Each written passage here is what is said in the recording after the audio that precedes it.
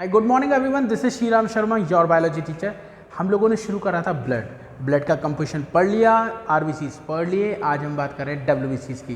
देखिए, डब्ल्यूबीसीज का पूरा नाम होता है वाइट ब्लड कॉर्पस्कल्स या वाइट ब्लड सेल्स। इसको ल्यूकोसाइट्स भी कहते हैं। सबसे पहले इसका शेप राउंडेड शेप होती है। ये देखिए मैंने बनाए खूब सारे, ये राउंडेड शेप होते हैं। इनका साइज होता है 6 माइक्रॉन से लेके 20 माइक्रॉन तक।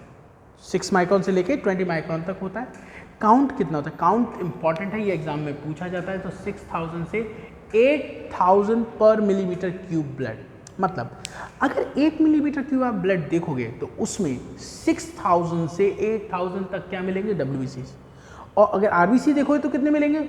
4.5 से 5.5 मिलियन।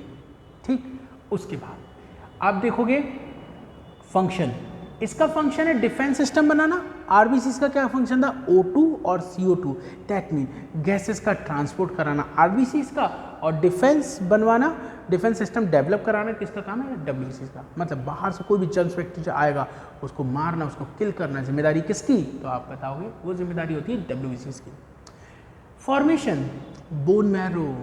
हमारे पास बोन मैरो होती है, आरबीसी भी बोन मैरो में बनती है, ये भी बोन मैरो में बनती है, और आगे मैं प्लेटलेट्स पढ़ाऊंगा वो भी बोन मैरो में बनती है बेटा। ठीक है।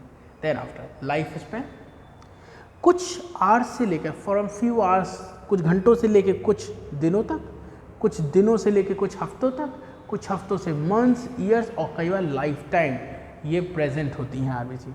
अलग अलग डब्ल्यूबीसी, अलग अलग डब्ल्यूबीसी का अलग अलग लाइफ स्पैन देखने को मिलता है। फिर ये कुछ टर्म्स लिखी हैं, ल्यूकोसाइटोसिस, ल्यूकोसाइटोपिनिया और ल्यूकीमिया। इसमें ये वाला बहुत इंपॉर्टेंट है, बहुत इंपॉर्टेंट। देखिए, अगर ब्लड में डब्ल्यूबीसी इंक्रीज हो रहे हैं तो कंडीशन का नाम ल्यूकोसाइटोसिस। अगर ब्लड में डब्ल्यूबीसी कम हो रहे हैं तो ल्यूकोसाइटोपिनिया। वहाँ पे पढ़ते थे इरिथ्रोसाइटोपिनिया, आरबीसी का कम होना, ल्यूकोसाइटोपिनिया, डब्ल्यूबीसी का कम होना। इरिथ्रो क्या कहते हैं? पॉलीसाइथीमिया। पॉलीसाइथीमिया होता था आरबीसी का बढ़ना, और ल्यूकोसाइटो डब्ल्यूबीसी का बढ़ना। लेकिन ध्यान दो, अगर डब्ल्यूबीसी इंक्रीज हो रही है वो भी एबनॉर्मल तरीके से, ठीक है ना, एबनॉर्मल ग्रोथ हो रही है, एबनॉर्मल इंक्रीज हो रहा है डब्ल्यूबीसी में। ग्रोथ तो हो रही है, डब्ल्यूबीसी बढ़ रही है, लेकिन बहुत ज़्यादा बढ़ गए तो इसे हम बोलेंगे ब्लड कैंसर। और ब्लड कैंसर को ही ल्यूकीमिया कहते हैं। बहुत इंपॉर्टेंट है बच्चों, उसको नहीं भूल सकते। तो leukaemia that mean blood cancer क्या होता है? Abnormal increase of WBC. ठीक, देखो आरबीसी कैपिलरी के छोटे पोर से बाहर नहीं आ सकते। आरबीसी जो होते हैं कैपिलरीज के छोटे छोटे पोर से बाहर नहीं आ सकते, लेकिन डब्ल्यूबीसी आ सकते हैं। वो अमीबा की तरह अमीवाइडल मूवमेंट करते हैं और बाहर आ जाते हैं। इस प्रोसेस का नाम क्या होता है? इसको बोलते हैं डाई एपिडेसिस। क्या बोलते हैं बच्चों? डाई एपिडेसिस। तो मैं यहाँ लिख देता हूँ डाई एपिडेसिस। आपसे पूछेंगे डाई एपिडेसिस क्या है, तो ये है स्क्वीज आउट ऑफ डब्ल्यूबीसी। ठीक है, from the fine pores of blood capillaries.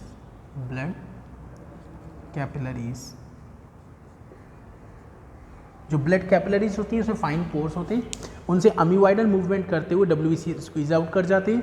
इसको बोलते हैं डायबिटीज। ये भी बहुत इंपॉर्टेंट है, इसको आप नहीं भूल सकते। तो ये हमने कुछ पॉइंट देखे। अब हम टाइप्स देखेंगे। डब्ल्यूबीसी के 2 टाइप्स हैं, ग्रेन्युलोसाइट, ए ग्रेन्युलोसाइट, मतलब इसमें ग्रेन्यूल होंगे। जब इनको कलर करा जाएगा तो ये कलर एक्सेप्ट कर लेंगे। ए ग्रेन्युलोसाइट, इसमें ग्रेन्यूल्स नहीं होंगे, ये कलर करने पर कलर को एक्सेप्ट नहीं करेंगे। जैसे ये डब्ल्यूबीसी देखें, ग्रेन्युलोसाइट, ए ग्रेन्युलोसाइट, इनके भी टाइप है। ये 3 टाइप्स के हैं, एसिडोफिल, बेसोफिल, न्यूट्रोफिल्स। इसको एसिडिक डाई से कलर करते हैं, इसको बेसिक डाई से कलर करते हैं, इसे न्यूट्रल डाई से कलर करते हैं। इसका एक और भी नाम है इसिनोफिल, क्योंकि उस डाई का नाम होता है इयोसिन, तो इसलिए नाम रख दिया इसिनोफिल। इसमें क्या क्या देखने को मिल रहा है? देखो राउंडेड है, ये अंदर ये जो दिख रहा है इसका नाम है न्यूक्लियस। क्या है ये बच्चों? न्यूक्लियस। उसके बाद ये ग्रेन्यूल्स हैं ये वाले, और इसमें cytoplasm. Nucleus, granule, cytoplasm. Nucleus का शेप सबका अलग है। देखो यहाँ पे बाइलोब्ड न्यूक्लियस होते हैं, यहाँ पे देखो एस के शेप का दिख रहा है, ये 2 से 3 लोब होते हैं इसके अंदर, और इसमें 3 से 5 मतलब मल्टी लोब्ड होता है। इसका मल्टी लोब न्यूक्लियस हो गया, इसके 2 to 3 लोब्ड हो गया, इसमें बाई लोब न्यूक्लियस हो गया। इसका कैसा है, इन दोनों का पूछा जाता है एग्जाम में। इसका न्यूक्लियस होता है राउंडेड, इसका होता है किडनी शेप या हॉर्सशू शेप आपका न्यूक्लियस होता है। अब परसेंटेज से क्वेश्चन तो बेटा आता ही आता है। क्या क्वेश्चन है, सबसे ज़्यादा कौन सी WBC है, सबसे कम कौन सी है?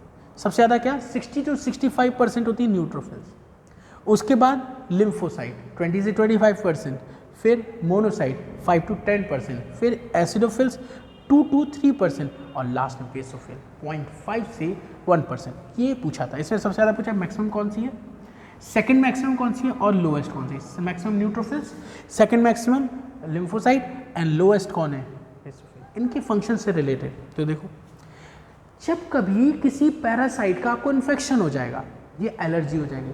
अभी अगर आपको कभी एलर्जी हो गई या पैरासाइट का इन्फेक्शन हो गया तो बच्चों उस केस में क्या होगा, आपके ब्लड में एसिडोफिल्स बहुत इंक्रीज हो जाएंगे। अगर ब्लड में किसी का एसिडोफिल्स बढ़ रहा है तो इसका मतलब है उसे क्या, उसके एसिडोफिल बढ़ रहे हैं मतलब उसे या तो किसी पैरासाइट का इन्फेक्शन हुआ है या फिर उसे एलर्जी हुई है। बेसोफिल देखो, आगे मैं आपको पढ़ाऊंगा कनेक्टिव टिश्यू। कनेक्टिव टिश्यू में मास्ट सेल होती है, MAST मास्ट सेल। वो और बेसोफिल ये सिक्रीट करती हैं हेपेरिन, हिस्टामिन और सेरोटोनिन। जब कभी एलर्जी हो जाती है, जैसे अस्थमा हो गया, ये एक तरह की एलर्जी है। हे फीवर एलर्जी कौन सी है, हे फीवर है, अस्थमा है, ठीक है, एनाफाइलेटिक शॉक है, ये एलर्जी है। तो एलर्जी के टाइम पर basophil, heparin, histamine, serotonin secrete करती है। क्या क्या सिक्रीट करती हैं, हेपेरिन, हिस्टामिन, सेरोटोनिन, ठीक है। हेपेरिन क्या होता है, ये एंटीकोगुलेंट है, ये ब्लड का क्लॉट नहीं बनने देता। हिस्टामिन वैसो डायलेटर है, मतलब ये ब्लड वेसल को रिलैक्स कर देता है। इससे क्या होगा, ब्लड प्रेशर डाउन हो जाएगा। हिस्टामिन कैसा है, वैसो डायलेटर, मतलब ब्लड वेसल को फैलाने पाता, उससे क्या होगा, ब्लड प्रेशर डाउन हो जाएगा। सेरोटोनिन वैसो कॉन्स्ट्रिक्टर है बेटा, वैसो कॉन्स्ट्रिक्टर मतलब ब्लड वेसल को कॉन्ट्रैक्ट करने वाला। जब ये कॉन्ट्रैक्ट करेगा तो ब्लड का प्रेशर बढ़ जाएगा। ये और ये दोनों फैगोसिटिक नेचर की हैं, मतलब जो सेल्स खराब हो जाती हैं उनको डिस्ट्रक्ट करना, फैगोसाइट करना, एंगल्फ करना, मार देना।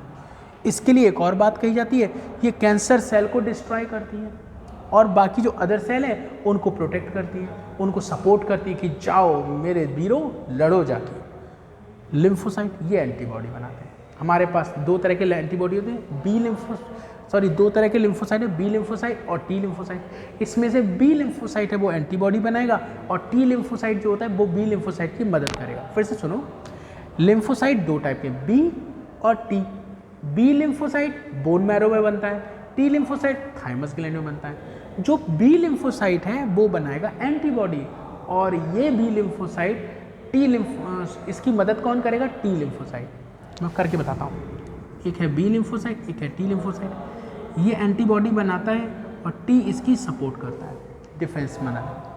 ठीक है, तो आई होप आपको ये समझ में आया होगा। नेक्स्ट वीडियो में हम पढ़ेंगे प्लेटलेट्स। ठीक है बच्चों, थैंक यू सो मच बच्चों, bye bye, take care, have a nice day.